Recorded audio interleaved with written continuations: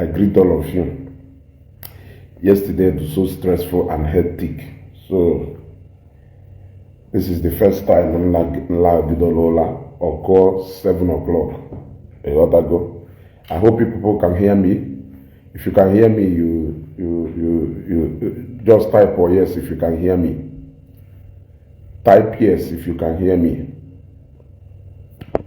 I want 3 people or 4 people to type yes if you can hear me, because I don't want to raise my voice.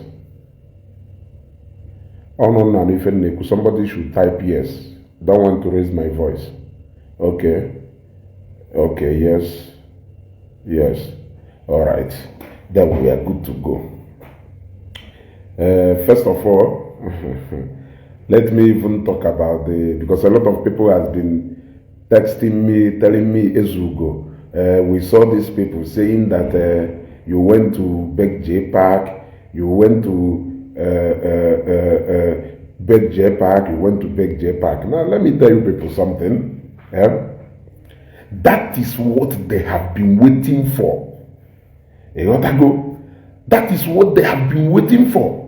Now let me tell you what happened. Share it so that Ebony Anofia can hear me loud and clear. Let Jpac hear me loud and clear.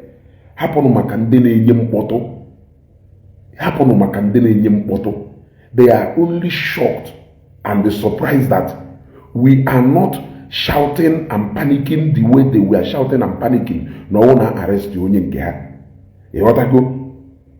They are shocked that now the kind of composure and the kind of confidence I will is overwhelming. So imagine you arrested somebody and you are the one calling for peace. Who is begging you for peace? You arrested somebody and you are still the same person calling for peace, looking for every avenue for peace. What are you scared of? What are you running away from? What is it that you are scared of? Does it mean that you have confidence on yourself? Now let me tell you people what happened. We were at Zone 13 Igbo.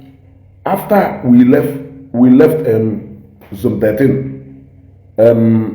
I went to Waja's house because Be Waja is about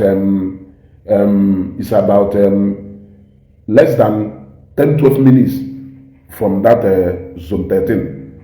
When I came into Waja's house, Owolo na Waja na nde obodo ha newly elected people n'obodo like PG and others nọ n'ihu be ebe anyị na-ada n'ụwa.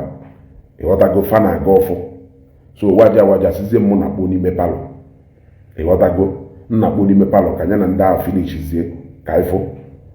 So ozugbo nna kpo n'ime palọ, Owolo na Jpac nọ n'ime palọ ahụ eme live broadcast. Ịghọtago Owolo na Jpac na-eme live broadcast n'ime palọ ahụ. Ozugbo nunu mbata n'ime palọ ahụ, okenem, aikene, then he got up, wolu the phone oji eme broadcast, bịawa ebe nkwọtọ, bịaluo ebe ahụ, na-ekwuzi ka okene Ezugo ịma na mụ na ya afụ bụ osinsi, na ọtata the first day mụ na ya na-afụ, bla bla bla bla bla. So he says something about ụnụ ma na o nwere ife mere n'ihu akwụkwọ, na o nwere arrest gara ọnụ n'ihu akwụkwọ nka na okwu udo wife anyị ada ekwu. So oge ọ na-ekwu okwu udo ahụ a na-ekwu, wee jụọ ya ajụjụ wee sie Jpac ọhụrụ ụwa na okwu udo anyị na-ekwu na onye a gwara ibe ya okwu, onye a respondụọ, onye akwa ibe ya okwu, onye a respondụọ. Ekwuwe bụ okwu udo iyi na-ekwu, kere ebe anyị esikwu okwu udo. Then Jpac na-ekwuzi ife ọ na-ekwu, ọ na-atọtegheri ọnụ na-akọdatị na ọ na-akọ phone m ring ya. Then I took my phone and I went down, I went into my car. I was in my car for over 30 minutes to 45 minutes making calls. We were on a conference call. So before Nanya Nazo, frozen moto Jpac or one up one. When I got up, waja when na Jpac apowago. Jpac, do you think he will skip any single but ndo to her to so daft? Even half of no be adromuma. Ndo to her to so daft. These people are so daft and so naive. The most ignorant people they find. Jpac. For what? Why are you people running around everywhere looking for who will beg you? The confidence is overwhelming. The confidence is shooking you people. The confidence uno employer all your groups and all your cartels. Hanono make it supposed to not just on there higher. Jena Page waja this morning. Waja supposed to go more than how many things about to PC you go say PC. Why you do no natural PC by all means? Were you people considering peace when you went to make that arrest? You were not considering peace when you went to. Our silence is hurting you people. Our silence is hurting you people. And you people will have to deal with it. Our silence. Because on the side arrest before from one day arrest there to yesterday. Only will know your bitches chat go Facebook but knowing fully well that we are overconfident and we are not panicking. And the workings, one of the workings, so for people who are inboxing me Ezugo, we saw the video, I challenge Jpac to come out himself. I challenge him. I challenge him.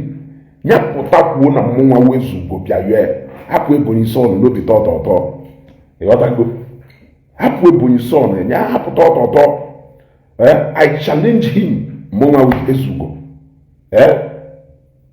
Monga with Ezugo.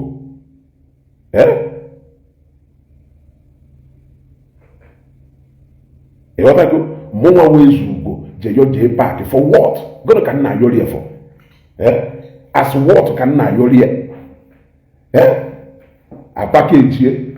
Ewata go put there na to ebeli ile. Ebo iso na anwa hife. That guy will cook all. That guy was butu nukuko. Onu melu mada arrest. Na kwugari na station ebe me arrest. Na anu no jela hawola.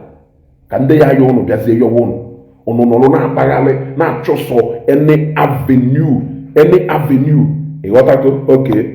Calvin Ubuja, for mentioning the great city of Nnewi this morning, you will be the first to block. E wata go. Then Nelly's blog, you will be the second person to go. They are back with another effort. You want to go? Bola.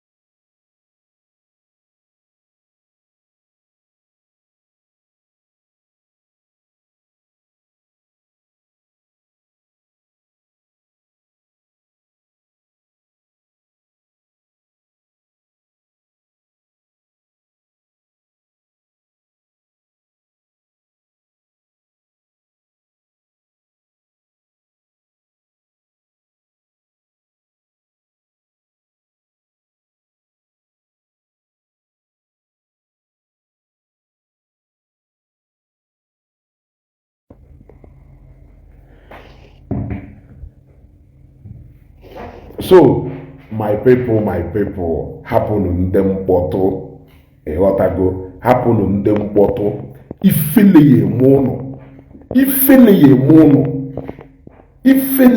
ya eme unu niile, ọ ya eme unu vam n'anya. Ọ na-agbagharịzi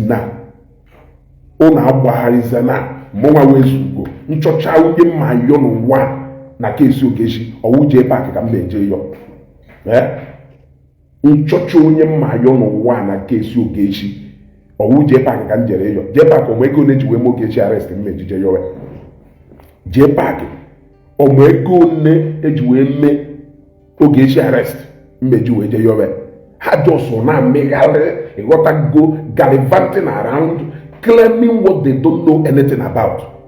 Ịghọtago claiming what they don't know anything about. Imere mmadụ arrest the same you na akpaghalị na-achọkwa the easiest way. The easiest way is way shop peace. You're not shop peace by all means. You're not shop peace by all means. It's a name mother arrest. All no email arrest no draw capable to answer for if you're gonna energy. Then that person should be the one to approach you for peace. Why would you employ and do to and on social media? Why did if you wanted that peace, why did you make that arrest in the first place? What are you running away from? What are you scared of? What did you suddenly realize now that you did not know when you went to make that arrest? I am asking you. I mean, the people who are involved in all this are overconfident. We are not shaking. You are running around everywhere trying to throw panic. We should be the one, for God's sake, raising the alarm, not you. Yes. We should be the one raising the alarm, not you. We should be the one crying, not you. Why are you the one crying? This person now on a front or life. You want to go? Okay, Kwechiri official. I take it that Zuzurupu Eba Omanofia, if fele ye moon as usual. If fele ye moon as usual. Urushe Collins, when you feel my yanofo, Unumel arrest na megale before 30 minutes, waja may na post to 200. Ko me post to Kanto Sony me post. We should be the one crying. Esugo is not even posting into say post oge arrest Rijele. Oga arrest Matthias. And so on. Uno wa wunde ne bezi akwa. Uno wa wunde ne bakwa more than we can actually be crying. But we are not crying. We are confident. Are you with confidence? Are you with? We are strong. We are strong. Why are you crying our cry? Okay, I came because ngwa zuzupuozbo piam. We'll another fake account of that. 29 petitions on issue issue. Why are you reminding us about the number of petitions against Ogechi?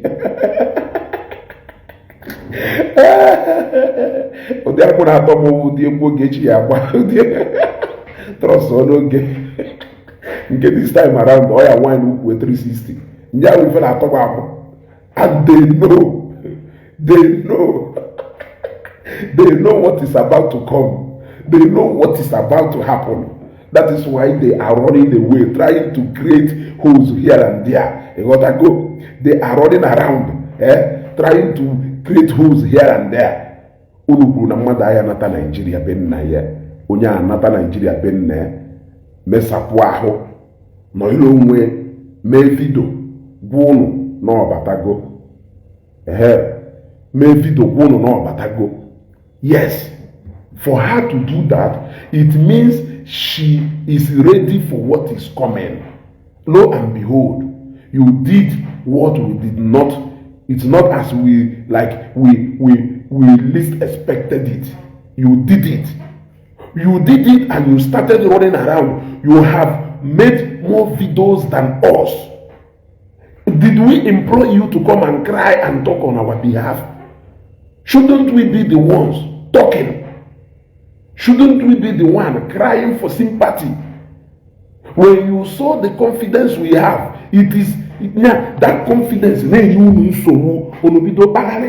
Onye bịa yo na onye abịa hoyo nye ọhụrụ na mụ je yo Jpac na amụghọ videos Jpac ya da fly everywhere ebe ha bụ camera ebe niile ha bụ camera everywhere ready to turn on their camera at any time.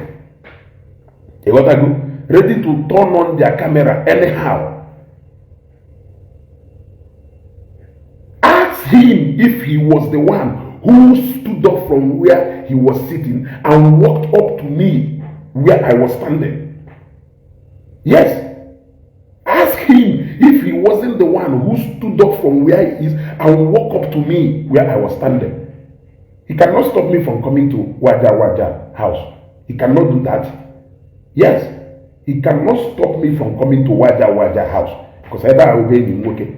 And everybody know in that compound knows me. I can even walk in there when Waja is not there and I will still be entertained. Everybody in that house knows Ezugo. You got to go? Everybody in that house knows Ezugo personally, facially, even beyond that compound. They know Ezugo. That is how well they know me. Na boy Waja no Mutioka. So that place is more like a home.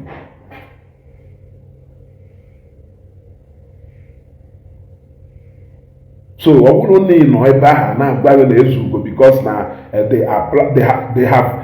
were sitting waiting for us to panic, but they are not seeing us panicking. They saw us making the smartest move we can make.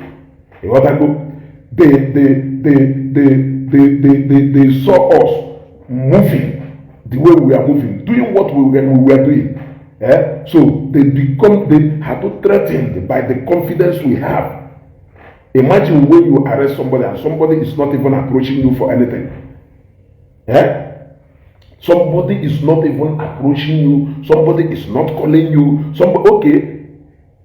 Jpac with that phone, not buy anything. Or does it mean that I cannot communicate with him or what? Does it mean that I cannot communicate with him or not? Happen governor is you on our watch also. Ịghọta gị ma na ngwara unu na onye arụrụ na onye mmehie na-agba ọsọ mgbe onwe bụ onye na-achụ ọsọ ị na-agba awụ ọsọ ị na-agbachu efu. Ịghọtago ikwupụrụ okwu na classic munition. Remember I said I don't really want to talk about these two people because they are insignificant to me, and that's why I made a whole broadcast of more than 1 hour yesterday morning. I spoke just few minutes about two of them. They are insignificant. So, Governor Zogu, whatever thing he said about me last night, he's just joking. You went to make arrest. You came to make arrest. Sharon Ogeshi, nobody need to invite Jpac to be governor, be Waja. Nobody need to invite Jpac to be Waja. Jpac and Waja are two friends. So if I can not be done with feel and make Waja just because not so Jpac can as well go there. So nobody knows. I have met Uncle Ivy there. I have met Igbo Joseph there. Yes, I have met a lot of people in Waja's house. Yeah. So steady. I may meet the people there. The other day I met Kelu after this man sick from Enugu State where the other day I met him there one Christmas in Dereba. Yes. So there is nothing I did not see, if not that I told you that these guys are content creators and they choose to create content with anything and with everything. Yes. If you watch the beginning of that video, you will see that my PA was actually standing, refusing me to come to that video. If you listen clearly, you will hear when I told my PA, yes. If you watch that video clearly, you will see the boy constantly standing between me and Jpac at first, blocking the view of that camera. Not until you will hear when I told him, because I wanted to ask him question. And I threw the first question at him. He was answering that question when a call came into my phone, which is a question on Julia. That you keep talking about peace. It was you all along talking about peace. Nobody here heard me say anything. When I came in, I even refused to sit down. I was standing when I came in. Then Jpac, you heard it clearly when I said when he walked up to me, my PA refused me to come in that video because I know he told me, then I told him, leave them. I am equal to the task. Adama will be feeling about me because they will mono solo. And the only thing he do when many women would have evidence to go sell in a family. He would have evidence a base who gonna say, Biko, kedu. He we would email. It was a live video all through. All will another thing name and the J wash here. That video, all go na that video, like in fact, Jay was share that video no here because somebody told me that they didn't go that video, but all no didn't go that video. Jay was share how long go me go that video before I came in. You will see that none at that live broadcast before I walk into that sitting room. Go and watch it. I am speaking to you with fact. You know that go. So they are looking for opportunity to shine. Yes, Wazobia Randesri, he deleted the video. So why is he deleting the video? Why is he deleting the video? A live broadcast where Ezugo came to beg you, you deleted it. A video supposed to you see, Wazobia Randesri, I was on the live video when you walked in. You see, he was already on that live video when I walked into that sitting room. Then on Tuesday, then I watched him back. When I came in, did he stand up from where he was sitting? He stood up from where he was sitting. The moment I came in, he stood up and walked to where I am. Who spoke to each other first? And then I watched the live broadcast. Who spoke to each other first between me and Jpac? So onya wonye ya mobilize nya ye buzo kuwo na ebe abiara yo yayo okori ayo wada gi mebe guy ayari ayo kwogo ifi jiwe jema rest na Nnewi ayari ayo wakwo ayo ba iwe nya ifeda ni si gana bifi we bia kweta nya oyoyo ka abiara yo ngujikwa aka go mobilize bia oku ngujikwa aka bido ku oku o na ayo ka nchore yo go iye geda anu monta ayo da anu ngo iwe bia ku oku mana nguji aka ubine ngubu uzo kuwogu agbara muno na modo ready for all your antics na social media. Bring it on. Ezugo is not the regular blogger you know out there. Bring it on. Onoki ye chukwe, onoka mechikwa throw you back to your face. You people should stop running around. Owo no nka kono joli tu ogeshi. Oworo no mozi fe ainwa bemuru. To get Ogeshi out of your hand. It should be to your credit. Iwuruzie nane. No Ogeshi na eme no ha n'ife. Yes, no eme na ife. Why are you people running around? It seems like it is you people who want peace. If you people want peace, approach and they seek for peace. If we want, we can extend the hand of peace to you. You see, you carry your camera everywhere. You carry your camera everywhere, looking around, walking everywhere, looking for who will approach you for peace talk.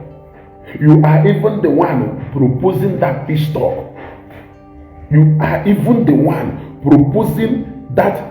talk. Why can't you wait for us to walk out? You got to go? Ahead. Immediately he got a call. He gave it to Waja brother. Talked rubbish and ended the live before I would come back. They deleted it. You see? Thank you very much. I walked down. I got a call. Then I told him a minute. Then I went out. I was in a phone conversation na moto. It was a conference call. We were there for more than 45 minutes to 50 minutes. After some time, I looked back. I did not see where Jpac parked his car. I did not see his car there again. Then when I asked my PA, or saying na her drive go out. Then when I walked up, I saw that indeed na fanana. You got that? So, for saying all these petty things only they make. Like I said, if people should be crying, it is people like us. You got that? And for those people who keep calling for Ogechi, I can assure you people that everything is under control. Yes, everything is under control. You got that? Everything is under control. Obiora and one time for natural hair balloon with hulu. You got that? And when time for the actual hair balloon with Jadan or Tina one and wine. Come block or Jadan or Tina one and wine. A woman not to Kagano body. Na Guamuke to Kamodo married at this age. I should be ashamed of myself. You got to go. Why are you people, for God's sake, do so daft? All the fans of Ogechi and all the Ezugo nation, I am telling you people, go home and sleep. Go home and sleep. Ogechi will arrest the Kemelie.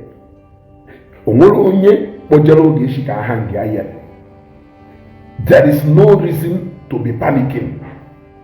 You people should go and rest. We are doing what we are supposed to do for Ogechi. We are doing what we are supposed to do for Ogechi. And the Ogechi fans are ready to even do anything in terms of anywhere. Yes, a lot of them has been calling, asking to give one help or the other. Some of them have even been doing something without even telling them anything. And just like I told you yesterday, this arrest to Ogechi in the Rumo, no Ogechi with solid fan base. Yes, Mwemalo, chief pilot, I agree to. Mwemalo, no Ogechi with solid fan base. You want to go? So, you people should go and sleep. Try to get the kind of fans. Okay, Matthew Jack, I have watched your broadcast, your comment. I think it's time you go off this broadcast. You want to go? George Ajawihe, or them mother who will go only in prison way better. If our own Ifeanyi can enter cell and Rocha Sokorosha, Ejemowas Chape, who says anybody cannot be arrested. The only thing is that one of the so daft. Just like I said, some of you do actually so daft that in Igbo sense. Who said that police cannot arrest anybody in Nigeria? Whoever said that police cannot arrest anybody in Nigeria? Who said that? What we told you is if police arrest you, do what you are supposed to do. Don't come to Facebook and start making noise. And that is what we are doing. You want to go? That is what we are doing. Yeah? We are not making noise like you people. You want to go? You want to go? We are not making noise like you people, but we are not choro by all means.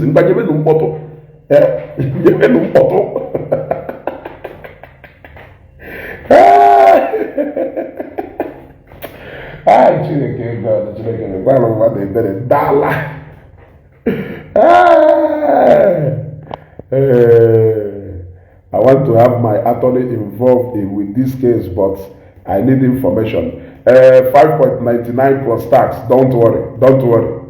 Oh, I have all those things. Forget about all those things.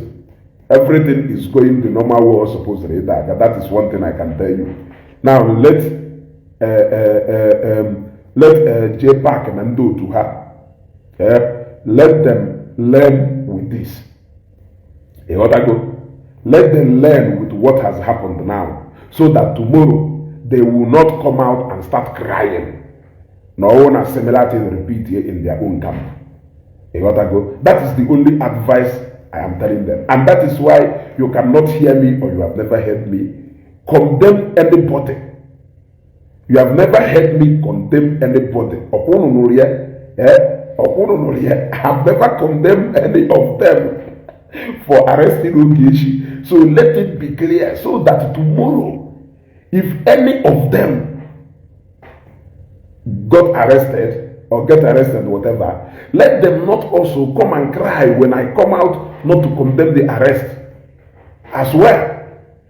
All of them who are the haters of Ogechi, who are the haters of A and B, but they are claiming to be neutral. They have all come out. They have all come out. They have all come out and they have started talking. Even Wikuku has come out and he has started talking. You got to go? He has started talking. Those guys do so useless. I'm telling you. Imagine a matter done on Facebook. He will have the God to come out to call to say, Esugo, you have to be neutral. You don't have to do this. Have you seen? All of them has been untied. Stella Marisa Maka. This particular case, you need all the money in the world. You don't need anybody to tell you that money cannot be a problem. One thing I'm telling you is that we are on top of the situation. That is all. You gotta go. We are on top of the situation. That is what is important. I want to need anything we could have come out. Yes, black. They have started what they cannot finish, and that is why they are running around crying. They have started what they cannot finish. They thought it was going to be easy.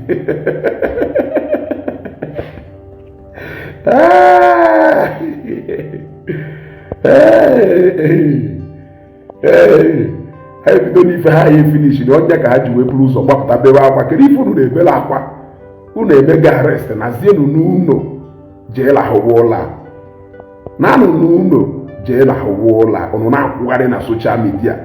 Now, chop ono bear arrest. You were waiting for us. You are waiting for us to come out and started doing this thing. We did not do that. You came out and you started crying. So, my people, they went down to more ways to go. You should know Ezugo by now. You gotta go. We should know Ezugo by now. They are crying and running around because they have thrown the first stone of the arrest. Yes. So they are now scared and running around. Hana bagadi since na choka hanuta something no hai. Omweni fefa na hanuta no hai. Fana bagale. They are so shocked. They are so shocked at the confidence. You know, the day Matthias was arrested, before 10 minutes of that arrest, they have made more than 500 videos crying all around on Facebook. Before 1 week, they have made over 1,000 videos crying. You want to go? They have made over 1,000 videos crying everywhere. The same thing with when Ijele was arrested. Before you know it, they have made more than 2,000 videos crying. Now, when they arrested the queen, let me even call her by what they are calling her. Yeah?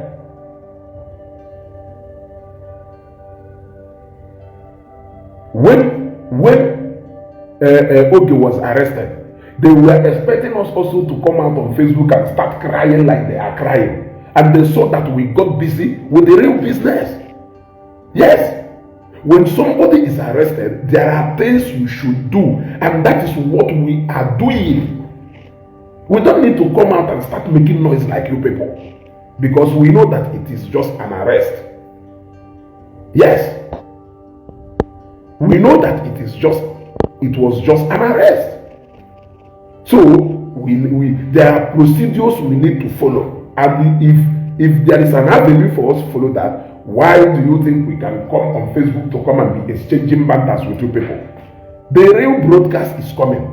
You should be shocked and you should be worried on how you are going to receive that broadcast. Yes. You should be shocked at how you are going to receive the biggest shock of your life.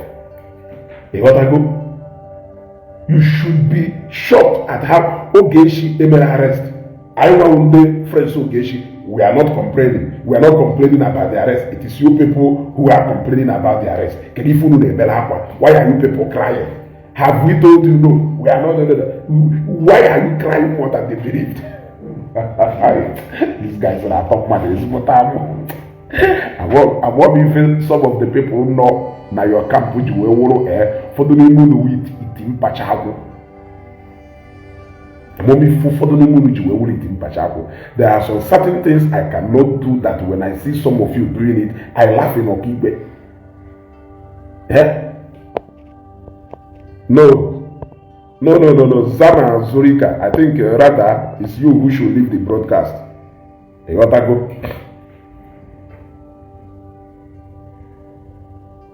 go?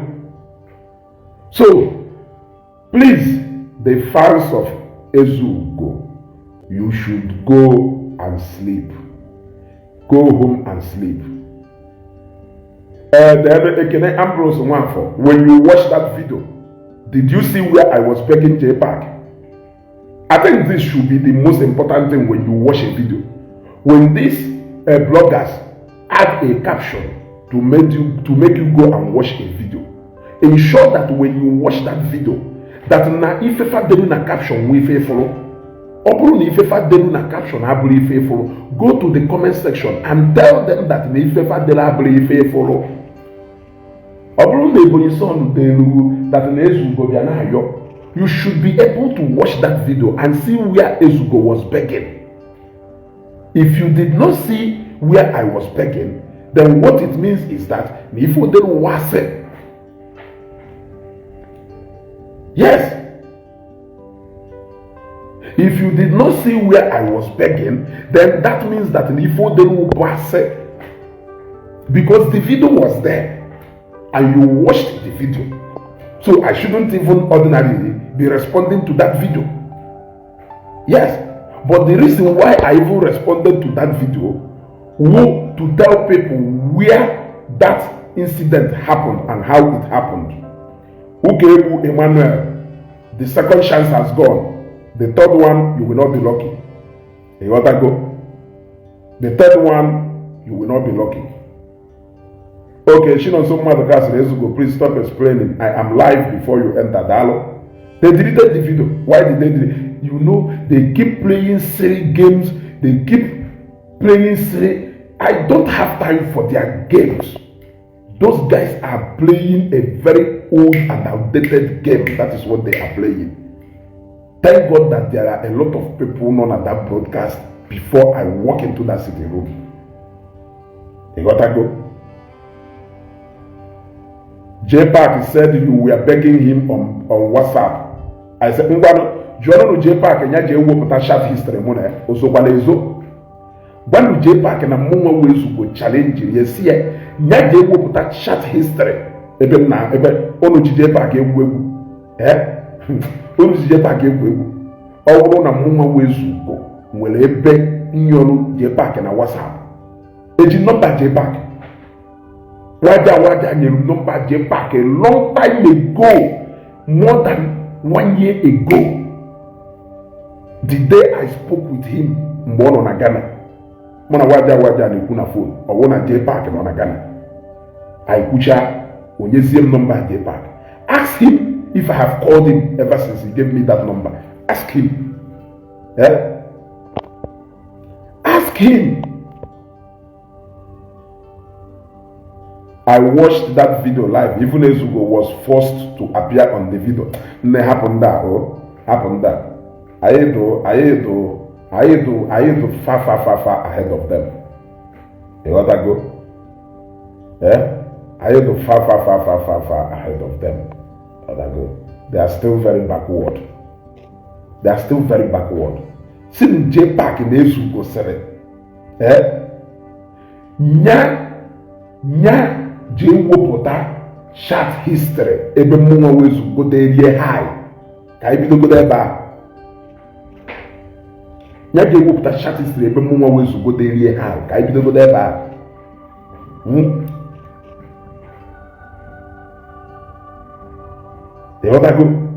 I know they are trying to get information. That information they will get not. I'm telling you. That information they will get not. My happiness is that, as usual, he deleted that video. Why did he delete that video? He deleted the video. Why did he delete that video? Then auto and Obu Gebokuru Ebo Barono na na WhatsApp. Jpac, we got to look at that WhatsApp. The next minute in a Facebook, okay, yeah, for that. In fact, the moment in Syria high. The moment in Syria high. Now, let me clarify something. Let me clarify something quick before my work. For all of you who has been saying Ezugo, so you support this woman. Why are people supporting this woman? Do you know why she was arrested also? I don't care why Ogechi was arrested, provided Ogechi brought money and Ogechi is holy. I don't care why Ogechi was arrested, provided Ogechi brought money and Ogechi is holy. Now, when somebody is arrested, and that is what I have been teaching these guys. Remember that when Matthias was arrested and they came on Facebook, they started crying. I told them, when somebody is being arrested in Nigeria, there are procedures and things you should do to help that person. Why can't you get doing that thing rather than coming on Facebook to be crying? When Nigeria was arrested, they came again and they started crying. I told them, when somebody is being arrested in Nigeria, there are necessary things you should have started doing instead of coming on Facebook to start crying. Now, for whatever reason Ogechi was arrested, the person they make go the arrest, which is no exercise go the right. But there are necessary things you need to do also, which is what we are doing. And I can assure all the Ogechi nations and Ogechi fans that you people should go and sleep. Those people are panicking. They are panicking. You should ask yourself why it is them making all the videos. You gotta go. It is all of them making all the videos and not us even crying. Have you ever seen me where I came out to be saying they did this to Ogechi? They did. Have you ever heard me come out to say that? I have not done that, and I don't think anybody has done that either. So why are they panicking? Why are they panicking? Ono arrested Ogechi, no Ogechi Burumana. Ono arrested Ogechi, no Ogechi Legono. Ono arrested Ogechi for whatever thing. Uno make if uno supposed to be. My happiness is that some of you who claim to be neutral, who claim not to attach themselves to any particular side, my happiness is that for the name they show go on. Some of you have shown yourselves. They do against arrest. Arresting them man. You have seen that they are actually in support of arrest. It's just that now, no one arrested. My respect to somebody like Dibia Konushe. My respect to somebody like Dibia Konushe. When I watched his video, I never knew that Dibia Konushe can come out in a different way. When I watched his video, I was so shocked that he can come out in such a way. I was so shocked. Now, some of all those other videos I never watched. We are busy doing something because we know police arrest is normal in Nigeria. And if we tell you that we are regretting Ogechi coming, Ogechi knew, you people should bury your head in shame. I'm telling you people, Ogechi dared you people. You should be asking yourself questions. Why did this woman come back? Yes, why did this woman come back? That is the question you should be asking yourself. In Olone and Bagari, Native Queen, and will do this good because on had to fully happy. On had to fully happy because happiness only can have to cut in between the gap because you people know that anything can happen. Anything can happen. Happen in personal life happen. On a is necessary. It is so shocking that men of this generation has reduced themselves to gossipers. It is so sad that in a generation where men should be hustling and trying to make money rather than admiring those people making golego, you are busy. You settled yourself with gossip. It is so shocking. You settled yourself with gossip. Anthony Mbam, thank you very much. Let other people like you not fail to comment. The Ifa Odunobi, I want to see it. If you are a fan of Ogechi, yeah, thank you very much, Bruako. And I'm like, then pay attention and never broadcast. Bruako said, you have said this very thing uncountable times that anyone can be arrested. It's normal for crying out loud. People are just affluents. Thank you very much. I don't change my stand or my words. You should know Esugo with that. So they were waiting for me to come out to start condemning arrest Ogechi so that they can say Esugo Obosia arrested Jen Okwifulifa. Or Obosia arrested Matthias Okwifulifa. And we shocked them. We shocked them. We shocked them. Ha na-eche ka anyị pụta bịa tinye mgbu ka ha wee si anyị n'ọkwe support arrest Ijele, support arrest Matthias. And we shocked them to show them that they buy uwe buy kawa. What I go? Yes. What I go? You arrested somebody. Hapu onye ahụ.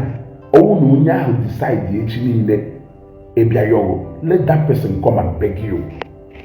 Onye ahụ decide yogo. Let that person face his fears and faith. You shouldn't be going around soliciting for somebody to come and beg you.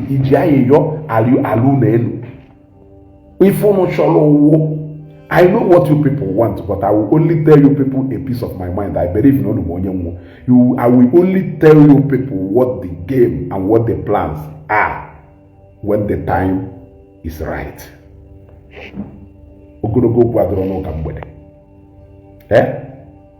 At least you have seen that we stood for Oge. Oh no, most of you online noisemakers, and that is why some of you were so quick to rush to Zone 13 to go and make video to show people that nobody is here, nobody is here, nobody is here. That is why you people were so quick to rush to Zone 13 to go and make video. Nobody is here, nobody is here. You were even the people. Do you imagine? Ono one may arrest one on do everywhere in the station. Ono one may arrest one they do everywhere in the station crying. Now one no may go get arrest. You people should go home. Wait for us to come to your door and knock. They may arrest you one day. So I want to answer your Jpac bigo. Kedife Jpac on chori enjebe ma chori enjebe eba ye enjebe peace o no nwere ike drive all the way from Okpo to Umutioka to come and make peace. It means na nyanwa need that peace more than me or more than Ogechi. You gotta go.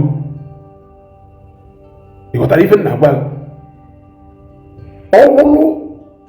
Owulu na no nwere ike drive all the way from Okpo to Umutioka to come and make peace. What it means is that na nyanwa need that peace more than Ogechi. You gotta go. I don't know if you have gotten my point. So, for all the fans of Ogechi, you people should go home and sleep. I am repeating it again. You people should go home and sleep. Forget about numerous videos of anime. They can do videos 20 times, 50 times. They can do videos 20 times and 50 times. They ought to go. Some of these people do so daft. Yeah? Also, you are talking out of point here, and you go there, explain tire, and there will be no evidence. Explain what to you? Okay. Not this fake account. Even and them mother na complain na followers hana they reduce. So now more no favor. Ka Facebook na my because now Facebook is actually taking away all the fake account in your distance. So that is why the thing G reduce. You got to go.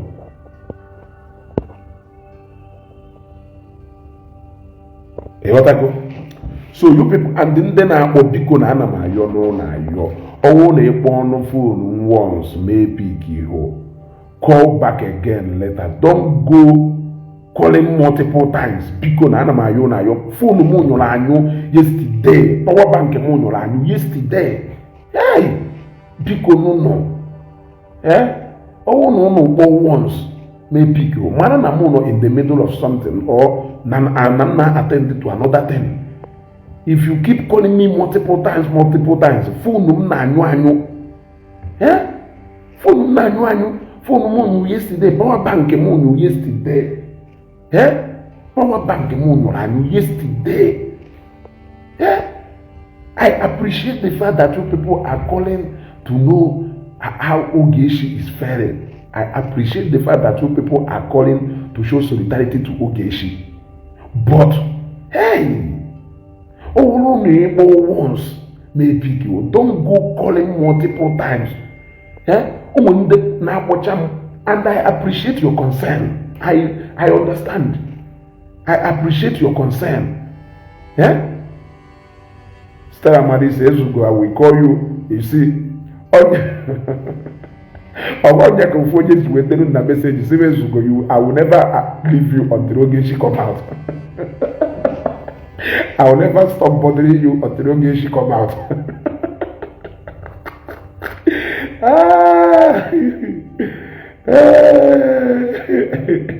So we go to on our panic is now. We are doing what we can, and you will see the queen come out and dance. She will dance for you. What I go happen then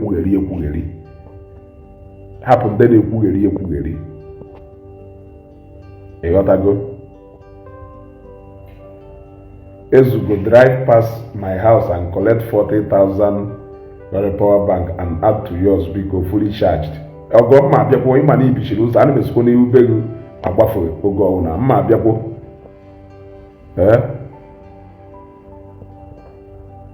ma biapo ni ubegu onye kike ma like it did that comment again. It drop that comment again, I block Wongo. I will say it again. Hey, what I go? A drop on that comment again, I will block you immediately. Hey, what I go? If you drop that comment again, I block you here. If you want to drop a comment different from what I said, you drop a decent comment. You must not agree with what I said, but to be reasonable and be civil when you are commenting in my broadcast. I don't need you here. I don't need you here. I don't know how many times I have gone and this is why most of you keep making mistake. You keep making mistake. Yes, you keep making mistake because you don't know when you are overstepping your boundary. In a comment section then you go down him right a block. I will block one. You have the right to block me. Yes. That is what I'm saying.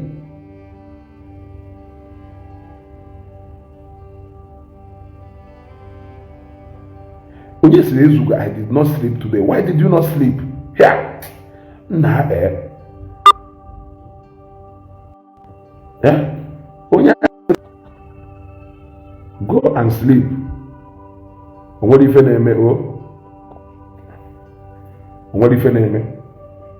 it was just an arrest, and it is under control. Everything is under control. That is all you need to know. Everything is under control. That is all you need to know. The queen will come out and dance for you shortly. That is what the only thing I can tell you. The queen will come out and dance for you. That is all you need to know. Hapuziende na-enyegharị mkpọtụ na-akwụgharị ebe niile na-achọsọ ndị ya abịayọ na ndị ya abịayọ.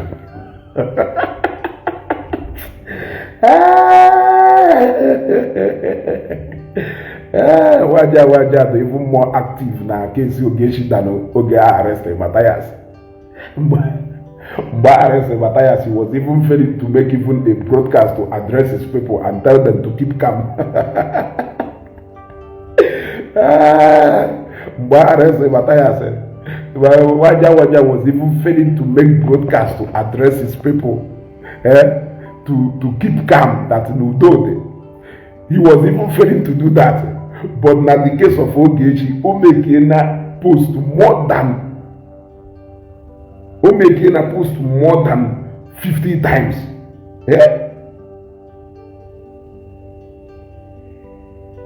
Omeki go post more than 50 times. But Mba arrested Matthias. He was failing to make a single post. It will not even one. He was even failing to address his people and tell them to keep calm, just like I am doing. But Oketa, every minute on the post, every minute on the post. That is why you were saying, I'm Katana Mamo.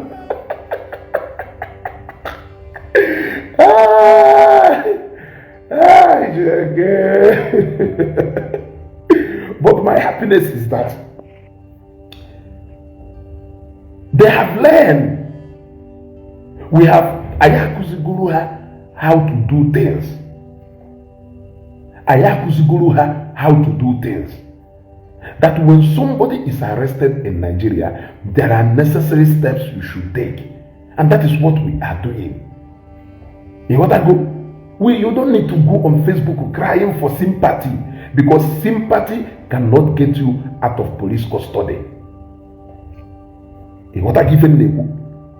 When somebody is arrested, you don't go crying. You don't go seeking for sympathy, because sympathy cannot and can never get you out of police custody. Now they have seen it. Now they have confirmed it. You want to go? They have seen it and they have confirmed it.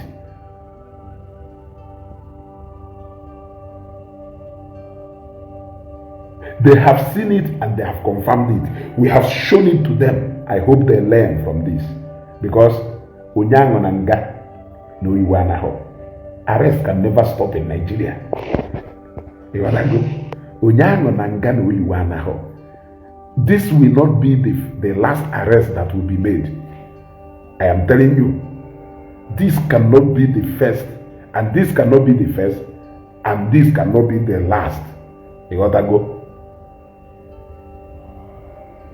So in case of any subsequent arrest, let us also keep calm like this. Let us not panic. Let us not cry. Let us not wait for Sahara reporters to go and carry on a fugo even Sahara reporters in the room and arrest Ogechi. Let us not wait for Showore to talk. Let us not even wait for Kelafaya, Deji, Adebanju. Let us not wait for them to talk. They got to go. Have you seen? During their own, they were celebrating a Sahara reporters post. They were celebrating our own news platform Guru Magonia. We are not doing any of that. Simply because we are not panicking. Simply because we know the right thing to do. We know the right thing to do. So, in case of any subsequent arrest, tomorrow, next week, next month, next year,